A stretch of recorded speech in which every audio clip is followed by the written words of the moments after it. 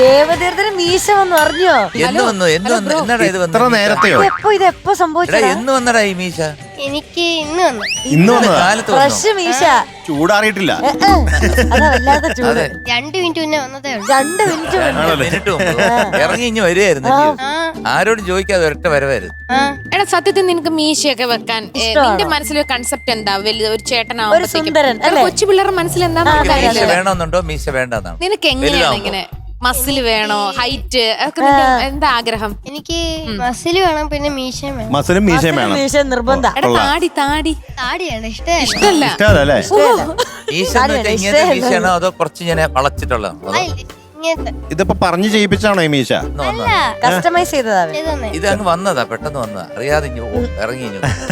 ഏത് പാട്ടാ പാടുന്നേ? വേമ്പനാട്ട് കായലിന്. ഓ വേമ്പനാട്ട് കായലിന് ചാഞ്ചാട്ടം, തങ്കമണി ചുണ്ടനിന്ന് മയിലാട്ടം, കുഴലൂതും കാറ്റേ കുളിർകോരും കാറ്റേ, കൂടെ വാ കൂടെ വാ കൂടെ തുഴയാൻ വാ. ഓ ദേ ദേ ദേ ദേ ദേ ദേ ദേ ദേ ദേ ദഗ ദേ ദേ ദോ. ഓ ദേ ദേ ദേ ദേ ദേ ദേ ദേ ദേ ദേ ദേ ദഗ ദേ ദേ ദോ. കുട്ടനാടൻ പുഞ്ചയിലെ കൊച്ചു പെണ്ണെ കുയിലാളെ, കൊട്ടു വേണം കുഴൽ വേണം കുരവ വേണം. ഓ ദിത്തിത്താരാദിത്തിത്തേ തിത്തേ ദഗ ദേ ദേ ദോ. ഓ ദിത്തിത്താരാദിത്തിത്തേ തിത്തേ ദഗ ദേ ദേ ദോ. ഇവിടെ എല്ലാം ചവിട്ടി പൊളിച്ച് സ്റ്റേജൊക്കെ ഇളക്കിയ സൈഡില്. ഈ ജിമ്മല്ലയോ ഭയങ്കര മസിലും ആരോഗ്യവും. 10 പ്രാവശ്യം കൂടെ പറഞ്ഞിട്ടുണ്ട് ഈ കൈ കൂടി ആഹാ കൊള്ളാലോ. ഇതൊക്കെ രണ്ടും ഒന്നും ഒരേപോലെ. പാവാട മാത്രമേ ഒരു വ്യത്യാസമുള്ളൂ ചെറുതായിട്ട്. പക്ഷെ നല്ല രസം. അതെ അതെ അതെ, നല്ല ഭംഗിയുണ്ട്. ഓക്കെ, ഏത് പാട്ടാ?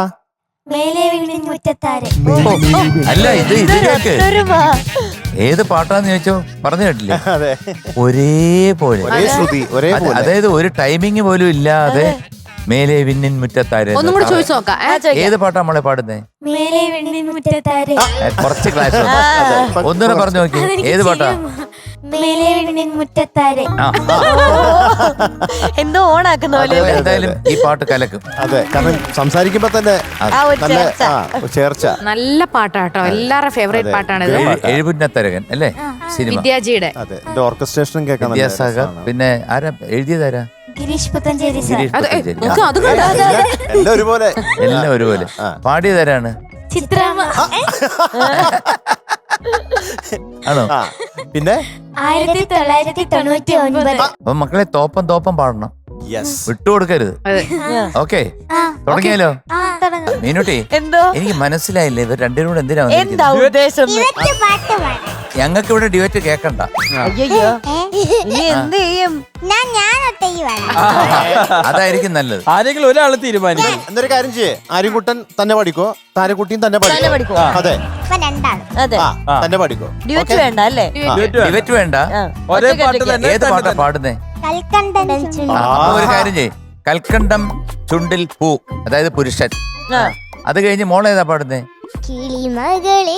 കിളിമകളെ താര, സ്ത്രീ, അതായത് താരക്കുട്ടി. പക്ഷെ ഒറ്റ കാര്യം, പാടുമ്പോ അങ്ങോട്ടും ഇങ്ങോട്ടൊക്കെ നോക്കി ചിരിച്ച് നല്ല രസമായിട്ട് ആ സിനിമയിൽ എങ്ങനെ കാണുന്നോ അതുപോലെ കാണും. അഭിനയിച്ചങ്ങ് പാടും. ഇല്ലെങ്കിലുണ്ടല്ലോ ഞാനിവിടുന്ന് ഗുണ്ടേ പറഞ്ഞു വിടും. റിമി പോയി അടിക്കണം കേട്ടോ. ദേ ഒരു ഗുണ്ട ഒരാള് പോരെ. നിനക്ക് ഒരു ഗുണ്ടേ പോരെ? എടാ എന്റെ ഒരു കൈക്കില്ലല്ലോടാ നീ. ഇത് മസിലാ. അതെ, മസില ഭയങ്കര. ആർക്ക്? ആർക്ക്? ബോഡി കണ്ടിട്ടുണ്ട്. ഇതൊക്കെ എപ്പോഴായിരുന്നു ഈ സംഭവം? കണ്ടു. അപ്പൊ ബോഡി കണ്ടു.